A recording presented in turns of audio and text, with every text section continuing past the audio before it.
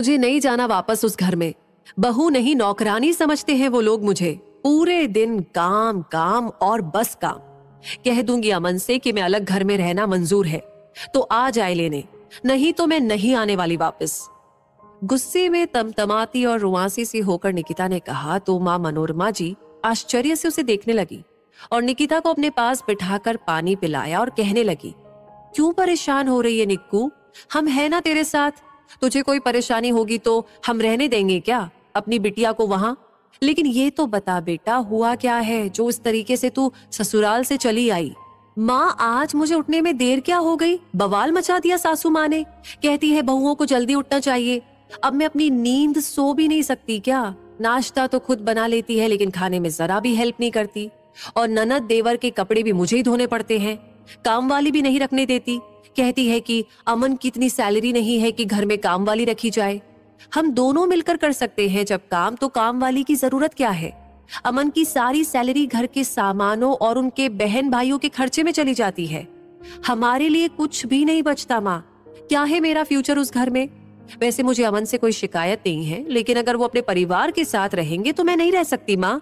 मैं नौकरी कर लूंगी और अपनी मर्जी से अपना जीवन जीऊंगी, बस सोच लिया मैंने। निकिता का चेहरा गुस्से से लाल हो रहा था। मनोरमा जी ने चाय बनाई, निकिता को कुछ खिलाया और जब वो शांत हो गई तो कहने लगी, देख निकिता, एक लड़की की शादी सिर्फ पति से नहीं होती, पूरे परिवार से होती है। मैं भी तेरी तरह जब इस घर में आई थी तो तेरे चाचा और बुआ छोटे छोटे मिले थे मुझको। तेरे दादा दादी दोनों का देहांत एक रोड एक्सीडेंट पे हो गया था। बच्चों की तरह लालन पालन किया मैंने उन दोनों का, भाभी नहीं माँ बनकर। और तू जानती है आज भी जान छिड़कते हैं वो लोग। तेरे पापा के साथ कंधे से कंधा मिलाकर इस घर को संभाला। पैसों की कमी लगी तो सिलाई करना शुरू किया, लेकिन साथ नहीं छोड़ा तेरे पापा का। तुम दोनों भाई बहन के जन्म के बाद जिम्मेदारियां और भी बढ़ गई, लेकिन हम हताश नहीं हुए। प्यार और विश्वास के बल पर चलाई अपनी गृहस्थी की गाड़ी और हम सफल भी हुए।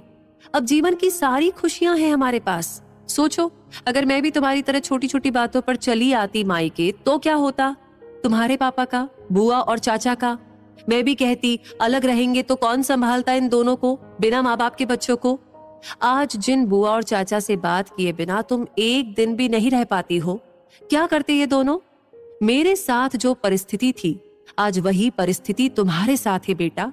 और मेरी बेटी इतनी कमजोर नहीं हो सकती जो कि यूं हार मान जाए।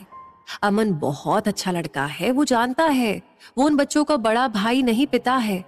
आज अपने पति से तू कह रही है कि अपनी विधवा माँ और अनाथ भाई बहनों को छोड़ तेरे साथ नई दुनिया बसा ले। कल को तेरे बच्चे भी तुझे छोड़ दे तो, या रोहन की शादी होने के बाद उसकी बीवी हमें छोड़ने के लिए कहे तो? वो घर तेरा है, वो ननद देवर नहीं तेरे बच्चे जैसे हैं। तुझे वो परिवार संभालना चाहिए बेटा। एक विधवा माँ से उसका बेटा नहीं छीनना चाहिए। तुझे पैसों की समस्या है, तू नौकरी कर ले, अमन को सहारा मिल जाएगा, घर में काम वाली भी रख लेना, और अपना पैसा होगा तो तू अपनी इच्छाएं भी पूरी कर सकती है। बात बस नजरिए की है, बात बस प्यार की है। जहां तक मैं अमन को जानती हूँ वो तुझे लेने नहीं आएगा। हम भी कब तक साथ रहेंगे कोई भरोसा नहीं। इसलिए अपने घर जा, अपने पति और परिवार को संभाल, खुश रह और ढेर सारी खुशियां बांट। एक अच्छी पत्नी वही होती है जो हर कदम पर अपने पति का साथ देती है। और मैं जानती हूँ मेरी निक्कू जितनी प्यारी बेटी है उतनी प्यारी बहू और पत्नी भी बनेगी।